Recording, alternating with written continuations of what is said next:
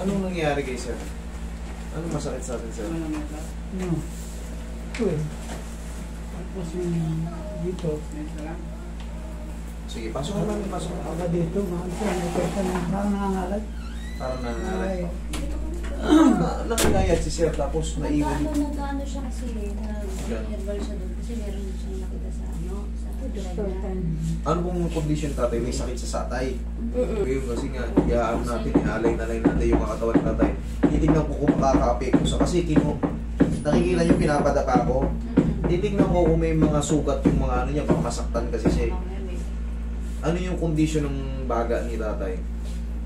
Ano ba yung... Meron din siya sa ano. Kasi kung titignan mo si tatay, sobrang nipis nung ano niya. Oh. Kasi meron siya sa ano. Pero ang laki ng tiyan niya.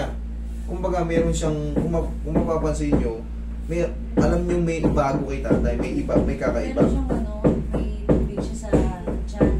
May tubig siya. Kasi gawa nung sa... Ano yung sinasabi nyo may ano siya sa lungs? Bago lang, nung itong Yung pneumonia. Yung pneumonia okay, pero yung Oo. tuberculosis, yan ang pinaka ano na. Talagang, ano na ba do? Parang wala pa naman siya. Hindi, wala pang ano sa Dapat- tuberculosis. dapat ma'am, inano nyo yung ano, kaya kong i-interpret na yun eh. Kaya, kumbaga, siyempre, hindi to basta-basta yung condition ni tatay kasi baka masaktan ko yung likod niya.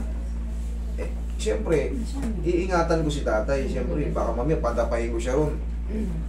Pinalalagot ko kasi yan. Eh ngayon, siyempre, hindi ko nakita yung files niya. Eh, kaso yung condition ni tatay, kita nyo naman, hapis na hapis.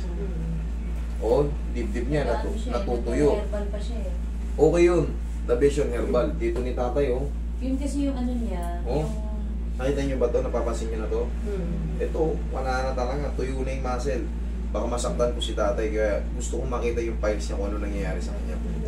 Baka naman nyo, matulungan ko rin siya sa mga ano. Yung mga herbal, good yan. Very good yan. Manood kayo kay, ano, kay Doc Atoy. Kay Doc Atoy. Pero wala naman ako nararamdaman sakit dito sa ating kalahati.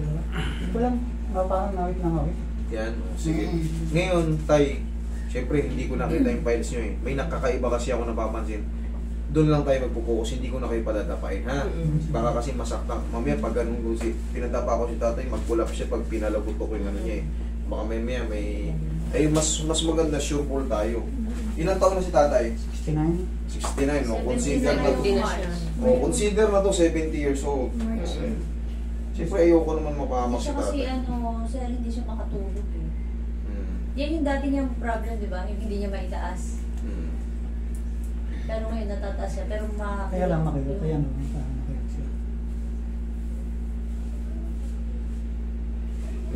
Sabihin niyo pag masakit na may mga pipindutin ako. Sige.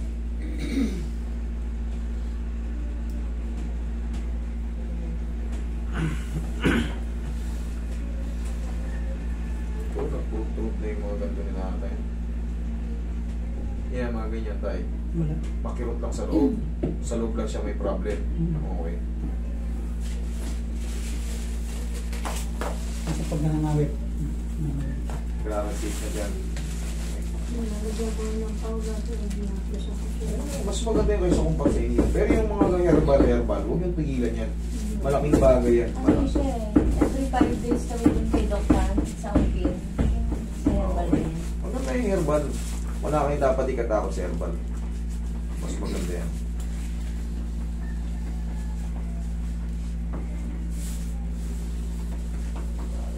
Wala mawala yung ngawit. Siya makatulog. Makatulog? Alas 2. Stress kasi na. Gising na. Pati ako, gising na rin. Hinapusan ko na siya ng pao.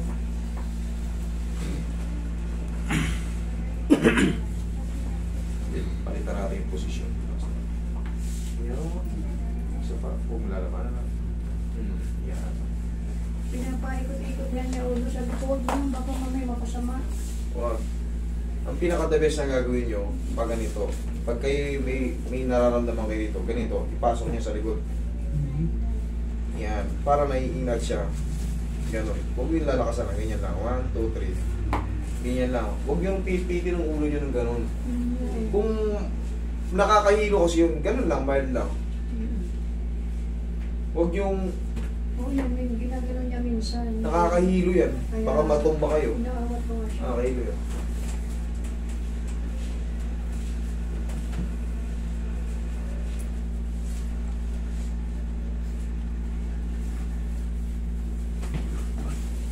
susunod tayo pagka ano, magpa-check up kayo. Dali nyo yung mga ano nyo. Kahit picture nyo lang kayo. Kasi marami kayo dala ng picture. Screenshot mo.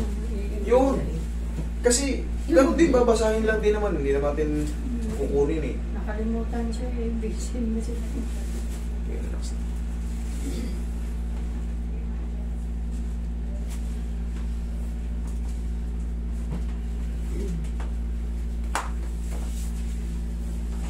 Para malaman natin kung ano yung iba pang condition ni tatay. Sige, tayo straight lang ako muna na para na. Kailan siya, ano, sir, pwedeng babalik? Para sa susunod yung dala na.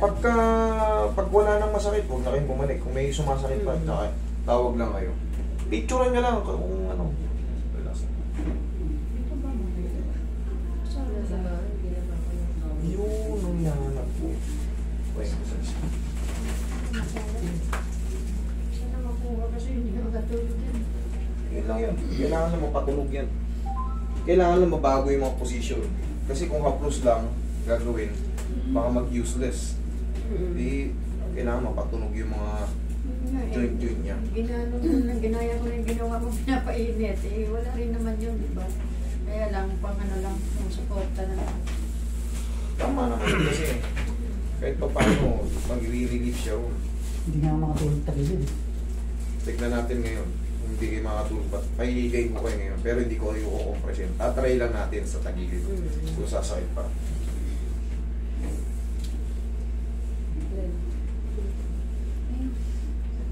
Yung nakabila kay Ganon.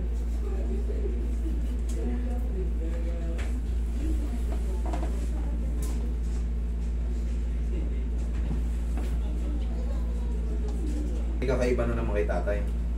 Laki yung ginaya. Yes, yun yung napapansin nyo rin, di ba? Kaya hindi tayo pwede maghula-hula ng treatment. Sa pagkain niya. Mas maganda dun sa safe. Sa safe tayo. Eh, baka mamaya, pag uwi niya, sobrang sakit. Kaya hindi ko na siya, ano. Eh, nung nakarap, pinadapa ko to eh. Kaya niya ba eh. Malakas, may laman-laman pa eh. Kita niyo naman, oh. Oh, dito, tuyo-tuyo. Dito, pag kinapa niyo yung puto ni tatay dito, talagang... Pero kita mo, ang laki ng ganito niya. Baka makompress ko yan, maipit natin. Baka magpulap si tatay o mabunsol. Doon tayo sa safe. Tayo, higa kang patagilid ngayon tayo. Sige, higa kang patagilid. Tignan mo kung anong nabago. Matatagilid. Yun nga, susubukan natin. Kaya naman kanya lang yung ngawit. Pag tumagal, wala na. Yan, sige. Kaya pag nakahiga siya lagi doon, nakaharap lagi sa harapan kami. Ganun.